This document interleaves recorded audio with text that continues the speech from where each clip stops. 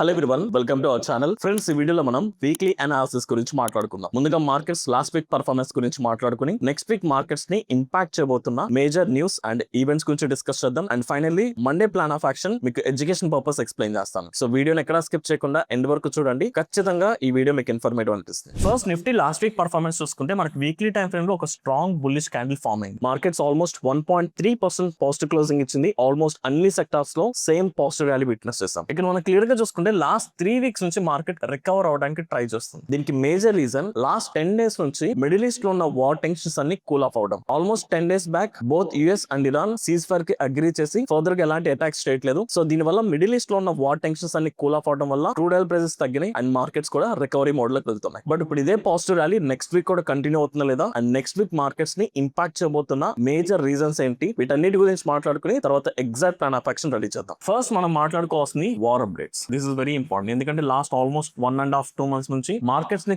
Complete గా disturb చేస్తున్న sentiment. ఇప్పుడు లేటెస్ట్ అప్డేట్స్ చూసుకుంటే both US and Iran ceasefire కి అగ్రీ చేసింది అండ్ ఈ ceasefire next week Wednesday nothing but April 22nd close అవబోతుంది. బట్ ఈ లోపు రెండు సైడ్ నుంచి పీస్ టాక్స్ కి ట్రై చేస్తున్నప్పటికీ పీస్ టాక్స్ ఫెయిల్ అవుతూనే వచ్చినాయి. యుఎస్ పెట్టిన కండిషన్స్ కి ఇరాన్ యాక్సెప్ట్ చేయట్లేదు, ఇరాన్ పెట్టిన కండిషన్స్ కి యుఎస్ యాక్సెప్ట్ చేయట్లేదు. సో బై 22nd కల్లా ఈ పీస్ టాక్స్ సక్సెస్ఫుల్ గా కంప్లీట్ అవ్వకపోతే వార్ మళ్ళీ కంటిన్యూ అయ్యే ఛాన్సెస్ ఉన్నాయి. ఇంకా సింపుల్ గా చెప్పాలంటే లాస్ట్ 24 hours లో ఈ వార్ రిలేటెడ్ గా చాలా పెద్ద డ్రామా జరిగింది. నిన్న నైట్ మన మార్కెట్స్ క్లోజ్ అయిన తర్వాత almost US markets opening time period లో ట్రంప్ ఒక అఫీషియల్ స్టేట్మెంట్ పాస్ చేశారు. ఆ స్టేట్మెంట్ ప్రకారం ఇరాన్ స్ట్రైట్ ఆఫ్ హార్మోజ్ ని కంప్లీట్ గా ఓపెన్ చేస్తుంది అండ్ అలాగే వార్ ని కంప్లీట్ గా స్టాప్ చేస్తుందని ట్రంప్ అఫీషియల్ గా అనౌన్స్ చేశారు. వన్స్ ఆ అనౌన్స్మెంట్ వచ్చిన తర్వాత లాస్ట్ నైట్ యుఎస్ మార్కెట్స్ అన్ని కూడా చాలా బెటర్ గా ట్రేడ్ అవుతున్నాయి. Almost Dow Jones 2% positive, Nasdaq కూడా చాలా హైయర్ లెవెల్ దగ్గర ట్రేడ్ అవుతుంది. ఈవెన్ మన మార్కెట్స్ క్లోజ్ అయిన తర్వాత గిఫ్ట్ నిఫ్టీ ఆల్మోస్ట్ 500 నుంచి 600 పాయింట్స్ గ్యాప్ అప్ ఇండికేట్ చేసింది. So till yesterday midnight markets అన్ని కూడా చాలా హైయర్ లెవెల్ దగ్గర ఉన్నాయి అండ్ క్రూడ్ ఆయిల్ ప్రైసెస్ కూడా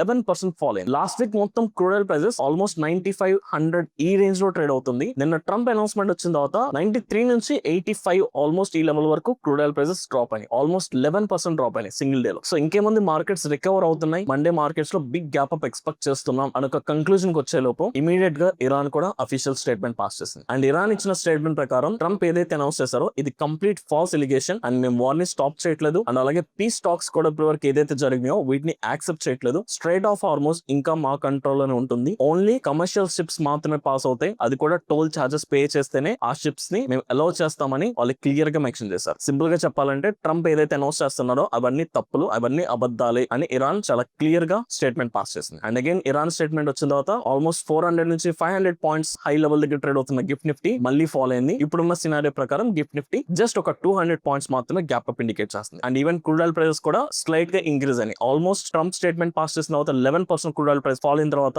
మళ్ళీ ఇరాన్ స్టేట్మెంట్స్ వచ్చిన తర్వాత క్రూడ్ ఆయిల్ ప్రైసెస్ స్లైట్ గా ఇంక్రీజ్ అయ్యి ఫైనల్ గా 7% నెగటివ్ గా క్లోజ్ అయ్యి. ఇక్కడ మీరు చూసుకుంటే లాస్ట్ 24 hours లో అది కూడా చాలా తక్కువ టైం గ్యాప్ లో చాలా కాంట్రాడిక్టరీ స్టేట్మెంట్స్ వచ్చినాయి. చాలా ఆపోజిట్ సినారియోస్ లో ట్రంప్ ఒక స్టేట్మెంట్ పాస్ చేస్తే దానికి కౌంటర్ అటాక్ కింద ఇమీడియట్ గా ఇరాన్ దానికి ఆపోజిట్ స్టేట్మెంట్స్ ఇస్తుంది. సో అనే ఫైనల్ నోట్ ఇక్కడ నేను చెప్పదలుచుకున్న point, even though ceasefire agree చేసినప్పటికీ ఈ స్టాక్స్ కంటిన్యూ గా ఫెయిల్ అవుతున్నాయి అండ్ రెండు సైడ్ నుంచి ఒక ప్రాపర్ అగ్రిమెంట్ గానీ ఒక ప్రాపర్ కంక్లూజన్ కి రాలేకపోతున్నారు. ఇది వెన్స్డే లో గనక ఇలాగే సినారియో కంటిన్యూ అయితే సీజ్ ఫైర్ క్లోజ్ అయిన తర్వాత మళ్ళీ అటాక్స్ జరిగే ఛాన్సెస్ క్లియర్ గా కనిపిస్తున్నాయి. అండ్ ఇప్పుడు వచ్చిన లేటెస్ట్ న్యూస్ ప్రకారం స్ట్రైట్ ఆఫ్ హార్మోజ్ ని మళ్ళీ కంప్లీట్ గా క్లోజ్ చేయబోతున్నారు. ఓన్లీ కమర్షియల్ షిప్స్, అది కూడా ఇరాన్ సజెస్ట్ చేసిన రూట్ లో మాత్రమే పాస్ అవడానికి అలౌ చేస్తున్నారు. అది కూడా టోల్ చార్జెస్ పే చేస్తాను. So these are the war updates అండి. సో ఇప్పటి వరకు మనం మాట్లాడుకున్న ఈ వార్ అప్డేట్స్ లో మనకి ఎక్కడ పాజిటివ్ సినారియోస్ కనిపించట్లేదు, ఇంకా రిస్క్ ఫ్యాక్టర్స్ కనిపిస్తూనే ఉన్నాయి. అండ్ దీంతో పాటు మనం చెక్ చేసుకోవాల్సిన థింగ్ క్రూడ్ ఆయిల్ ప్రైసెస్ మనం మాట్లాడుకున్న బట్టి ఆల్మోస్ట్ లాస్ట్ వీక్ $95 దగ్గర ట్రేడ్ అవుతుంది. లాస్ట్ నైట్ $88 వరకు ఫాల్ అయింది. సో ఇది పాజిటివ్ థింగ్. కాకపోతే ఆ క్రూడ్ ఆయిల్ ప్రైసెస్ ఫాలో అవడానికి మేజర్ రీజన్ ట్రంప్ పాస్ చేసిన ఫాల్స్ స్టేట్మెంట్స్ అండ్ ఇరాన్ దాన్ని కంప్లీట్ గా కాంట్రాడిక్ట్ చేస్తుంది. కాబట్టి maybe there is a chances రేపు మళ్ళీ క్రూడ్ ఆయిల్ ప్రైస్ ఇంక్రీజ్ అవ్వచ్చు. మళ్ళీ క్రూడ్ ఆయిల్ ప్రైస్ ఇంక్రీజ్ అయిందంటే ఫ్రైడే నైట్ పెరిగిన మార్కెట్స్ అన్ని కూడా మండే మళ్ళీ ఫాల్ అయిపోతాయి. అండ్ వీటితో పాటు మనం నెక్స్ట్ వీక్ కంప్లీట్ గా ఫోకస్ చేస్తుంది Q4 రిజల్ట్స్. మన ఇండెక్స్ సంబంధించిన 4th quarter రిజల్ట్స్ డిక్లేర్ అవుతున్నాయి. రీసెంట్ గా TCS రిజల్ట్స్ వచ్చినాయి, చాలా బెటర్ గా వచ్చినాయి. బట్ ఇన్ బిట్వీన్ గ్యాప్ లో చాలా వరకు small cap and mid cap results వచ్చినప్పటికీ అదంతా బెటర్ గా లేవు. అండ్ ఇప్పుడున్న లేటెస్ట్ అప్డేట్ ప్రకారం మనకి ICICI అండ్ HDFC రిజల్ట్స్ కూడా వచ్చినాయి అండ్ వీటి రిజల్ట్స్ కూడా చాలా బెటర్ గా ఉన్నాయి. సో సింపుల్ గా చెప్పాలంటే large cap stocks are familiar stocks ఏదైతే రిజల్ట్స్ వస్తున్నాయో వాటి పర్ఫార్మెన్స్ చాలా బెటర్ గా. అండ్ ఇన్ఫోసిస్ రిజల్ట్స్ ఇంకా రాలేదు, అది మనకి ఈ వీకెండ్ లో రావాలి. సో దాని అప్డేట్ కూడా మీరు follow out important. So quarterly 4 results వస్తున్నాయి అండ్ ఇప్పటి వరకు వచ్చిన large cap stocks or market ఒక సెంటిమెంట్ ని డిసైడ్ చేసే స్టాక్స్ అన్ని కూడా పాజిటివ్ గా రావడం అనేది ఒక గుడ్ పారామీటర్, ఒక పాజిటివ్ హోప్ మనకి. సో దీని వల్ల రేపు ఒకవేళ crude oil prices Monday market open అయ్యే టైంకి ఇంక్రీజ్ అవ్వకపోతే ఖచ్చితంగా బ్యాంకింగ్ సెక్టర్ లో మనం స్ట్రాంగ్ పాజిటివ్ ర్యాలీ విట్నెస్ చేస్తాం. అండ్ ఫోర్త్ ఆస్పెక్ట్ మనం చెక్ చేసుకోవాల్సింది India VIX. So last week India VIX cool of అయిపోయిందండి. సమ్మిట్ క్లోజ్ టు 18 లెవెల్ దగ్గర ట్రేడ్ అవుతుంది. సో 20 బిలో ఇండియా విక్స్ ఉండడం అనేది మనం ఒక పాజిటివ్ సైన్ కింద చూడొచ్చు. సో ఇండియా విక్స్ ఎంత తగ్గితే మార్కెట్స్ లో రిస్క్ పారామీటర్ అంత తగ్గుతుందని meaning. So next week market direction impact చేసే మేజర్ ఈవెంట్స్ వీటిని చెక్ చేసుకోవాలి. సో ఇప్పుడున్న వార్ అప్డేట్ చూసుకుంటే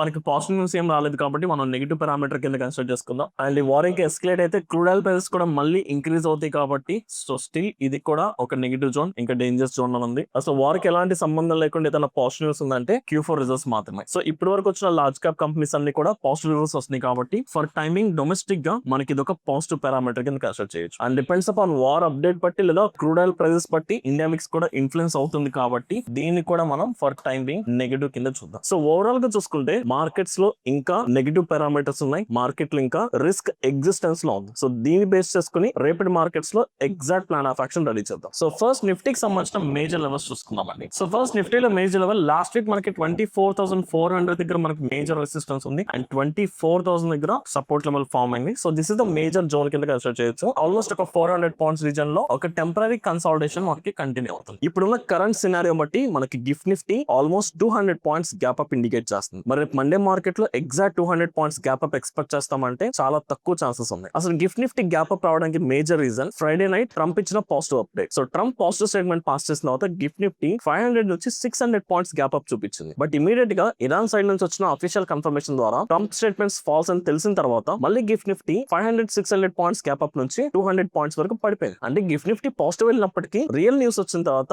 మళ్ళీ నెగిటివ్ జోన్ వైపు టర్న్ అవుట్ అవుతుంది. సో అందుకని మండే మార్కెట్స్ లో ఎగ్జాక్ట్ గ్యాప్ అప్ జరుగుతుందని చెప్పలేం. Maybe there is chances gap down కూడా జరగవచ్చు. అండ్ క్రూడ్ ఆయిల్ ప్రైసెస్ కూడా మండే ఓపెనింగ్ కి హైయర్ లెవెల్ దగ్గర కూడా ఓపెన్ అవ్వచ్చు. అందుకని మండేకి ఎగ్జాక్ట్ గా పాజిటివ్ సైడ్ కాకుండా నెగిటివ్ సైడ్ కూడా ప్లాన్ చేస్తున్నాం. సింపుల్ గా చెప్పాలంటే మనం న్యూట్రల్ గా ఉందాం, కొన్ని చెక్ లిస్ట్ పెట్టుకుందాం, ఆ చెక్ లిస్ట్ తగ్గట్టుగా both by side and cell side కి ప్లాన్ చేసుకుందాం. So first positive side plan చేసుకుందాం. లాస్ట్ 3 వీక్స్ నుంచి మార్కెట్స్ రికవరీ మోడ్ లోకి వెళ్తున్నాయి అండ్ క్రూడ్ ఆయిల్ ప్రైసెస్ కూడా తగ్గుతున్నాయి కాబట్టి ఇదే సెంటిమెంట్ కంటిన్యూ రేపు మండే మనకి మార్కెట్ లో గ్యాప్ అప్ ఓపెనింగ్ జరిగితే సో కంప్లీట్ గా గ్యాప్ అప్ ఓపెనింగ్ జరిగిన తర్వాత gap up plus immediate buy ignore చేద్దాం. సో ప్రతి ప్లాన్ చేసుకున్నట్టే గ్యాప్ అప్ జరిగినప్పటికీ గ్యాప్ ఫిల్ చేసిన తర్వాత సపోర్ట్స్ దగ్గర బై చేద్దాం. నథింగ్ బట్ 24,400 మనకి రీసెంట్ స్వింగ్ హెడ్ సపోర్ట్. దాంతో పాటు 24,500 దగ్గర కూడా ఇంకొక మేజర్ లెవెల్, అంటే మార్కెట్ గ్యాప్ అప్ అయితే 24,500 కూడా మేజర్ సపోర్ట్ అవుతుంది. సో ఈ సినారియోలో ఈ రెండు లెవెల్స్ దగ్గర మనకి బయింగ్ ఎక్కడి నుంచి వచ్చినా మనం అక్కడ బయింగ్ ప్లాన్ చేసుకోవచ్చు. కానీ బయింగ్ ప్లాన్ చేసుకోవాలంటే మనం చెక్ చేసుకోవాల్సిన కొన్ని parameters. First parameter crude oil prices ఇప్పుడు మనకి సమ్వేర్ క్లోజ్ టు $88 దగ్గర ట్రేడ్ అవుతుంది. సో $88 నుంచి $90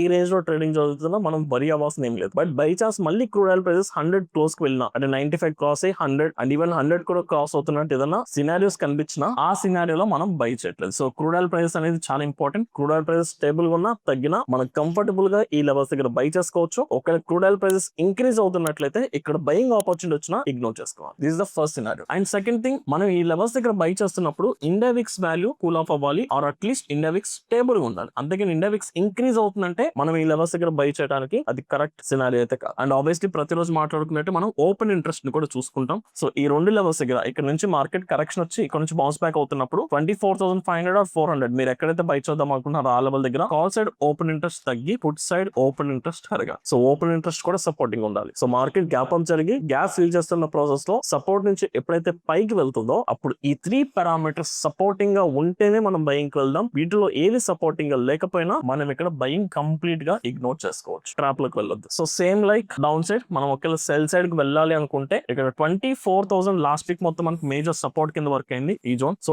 ఈ జోన్ మనకి డౌన్ సైడ్ బ్రేక్ అవ్వాలి. సో డౌన్ సైడ్ బ్రేక్ అవుతున్నప్పుడు మనం చెక్ చేసుకోవాల్సిన సినారియోస్ అంటే నిజంగా market down side or negative sentiment లోకి వెళ్తుందంటే ఖచ్చితంగా క్రూడ్ ఆయిల్ ప్రైసెస్ ఇంక్రీజ్ అవ్వాలి, ఇండియా విక్స్ ఇంక్రీజ్ అవ్వాలి అండ్ ఓపెన్ ఇంట్రెస్ట్. సో 24,000 మనం మేజర్ ఫోకస్ చేస్తున్నాం కాబట్టి దీని దగ్గర సంబంధించిన కాల్ సైడ్ ఓపెన్ ఇంట్రెస్ట్ పెరిగి పుట్ సైడ్ ఓపెన్ ఇంట్రెస్ట్ తగ్గ. సో డౌన్ సైడ్ ఎప్పుడైతే 24,000 డౌన్ సైడ్ బ్రేక్ అయిందో మనం అప్పుడు సెల్ సైడ్ కూడా ప్లాన్ చేసుకోవచ్చు. Nothing but down side trades plan చేసుకోవచ్చు. బట్ ఈ 3 సినారియోస్ సపోర్టింగ్ గా ఉంటేనే ప్లాన్ చేసుకుందాం, లేదంటే ఇగ్నోర్ చేసుకోవచ్చు. అండ్ మార్కెట్ ఒకవేళ ఈ రీజన్ లో కన్సాలిడేషన్ జరుగుతుందంటే లైక్ 24,000 నుంచి 24,400 ఈ రీజన్ లోనే గనక ట్రేడింగ్ జరుగుతున్నట్లయితే ఈ రీజన్ లో ఆప్షన్ బయింగ్ కంప్లీట్ ఇగ్నోర్ చేసుకుందాం. Option selling neutral strategies plan చేసుకుంటే ప్రీమియం కి అడ్వాంటేజ్ తీసుకోవచ్చు. So same plan of action Sensex and bank Nifty వాటిలో కూడా మేజర్ లెవెల్స్ చూసుకుందాం. చెక్ లిస్ట్ అనేది అన్నిటికీ ఒకటే అండి, there is no difference. But levels అనేది ఫోకస్ చేసిన లెవెల్స్ వరకు మాట్లాడుకుందాం. సో సెన్సెక్స్ లో మండే గ్యాప్ అప్ జరిగిందంటే ఇమీడియట్ గా బై చేయకుండా గ్యాప్ ఫిల్ చేసిన ప్రాసెస్ లో మనకి 78,500 దగ్గర ఒక సపోర్ట్ జోన్ జోన్ ఉంది. సో ఈ జోన్ వరకు వచ్చి మార్కెట్ ఇక్కడ నుంచి ఎప్పుడైతే అప్ సైడ్ వెళ్తుందో ఇక్కడ బై సైడ్ ప్లాన్ చేసుకున్నాం. బట్ నిఫ్టీలో ఏదైతే బై సినారియో చెక్ లిస్ట్ పెట్టుకున్నామో అవే సపోర్ట్ చేయాలి. అండ్ డౌన్ సైడ్ కి వెళ్ళాలనుకుంటే లాస్ట్ వీక్ మనకి మేజర్ స్వింగ్ లో కింద సపోర్ట్ చేసిన లెవెల్ 77,800 ఇది మనకు ఒక సపోర్ట్ కింద వర్క్ అయింది. ఈ లెవెల్ డౌన్ సైడ్ బ్రేక్ చేస్తుంది. నథింగ్ బట్ మనకి ఇక్కడ ఏదైతే ఒక కన్సాలిడేషన్ ఫార్మ్ అయిందో ఈ కన్సాలిడేషన్ డౌన్ సైడ్ బ్రేక్ చేసినా మనం షార్ట్ సైడ్ వెళ్ళొచ్చు. బట్ అప్పుడు కూడా క్రూడ్ ఆయిల్ ప్రైస్ ఇంక్రీజ్ అయ్యి ఇండియా విక్స్ కూడా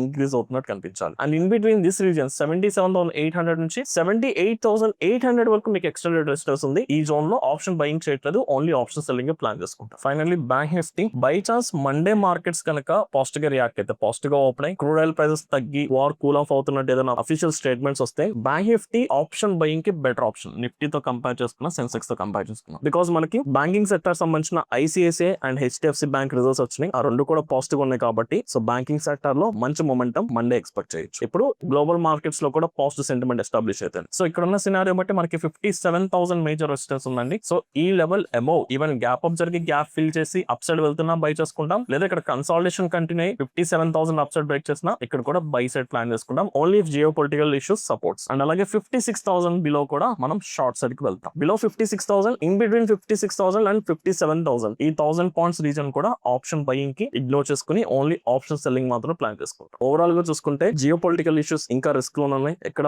పాజిటివ్ అప్డేట్స్ అయితే రావట్లేదు, చాలా కన్ఫ్యూజింగ్ అప్డేట్స్ వస్తున్నాయి అండ్ చాలా ఫేక్ న్యూస్ కూడా సర్క్యులేట్ అవుతుంది. సో ఈజీగా ఏది నమ్మొద్దు, ఓన్లీ అఫీషియల్ ఛానల్స్ లో గానీ అఫీషియల్ సైట్స్ లో వచ్చిన న్యూస్ మాత్రమే ఫాలో అవ్వండి. అండ్ న్యూస్ తో పాటు మార్కెట్ రియాక్షన్ లో మనం కొన్ని చెక్ లిస్ట్ పెట్టుకున్నాం కదా, అప్ సైడ్ అయితే ఏమేమి సినారియోస్ చెక్ చేసుకోవాలి, బై సైడ్ అయితే ఏమేమి సినారియోస్ చెక్ చేసుకోవాలి, అవన్నీ సపోర్టింగ్ ఉంటేనే ట్రేడ్ తీసుకుందాం, లేదంటే ట్రేడింగ్ ని ఇగ్నోర్ చేసుకుంటే ఇంకా బెటర్. సో ఓవరాల్ గా this is my plan of action. I hope ఈ వీడియో మీకు అర్థమైంది అనుకుంటున్నాను. ఇఫ్ ఇన్ కేస్ ఈ వీడియో కనుక మీకు ఇన్ఫర్మేటివ్ అనిపిస్తే ఈ వీడియోని లైక్ చేసి మీ జెన్యూన్ ఒపీనియన్స్ ని కమెంట్ సెక్షన్ లో మెన్షన్ చేయండి. Thank you.